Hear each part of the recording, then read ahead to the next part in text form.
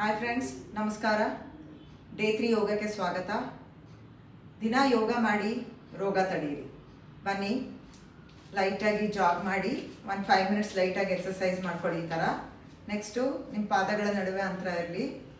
ನಿಮ್ಮ hands rice ಮಾಡಿ, right ಸೈಡಿಗೆ ಟ್ವಿಸ್ಟ್ ಮಾಡಿ, ಮತ್ತೆ ರೈಸ್ ಮಾಡಿ, ಲೆಫ್ಟ್ ಸೈಡಿಗೆ ಟ್ವಿಸ್ಟ್ ಮಾಡಿ. ಇದೇ ರೀತಿ 1 ನಿಮಿಷ ಮಾಡಿ.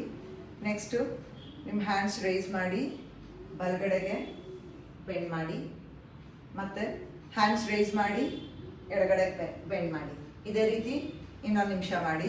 ನೆಕ್ಸ್ಟು ನಿಮ್ಮ ಪಾದಗಳನ್ನು ಈ ಥರ ಇಟ್ಕೊಳ್ಳಿ.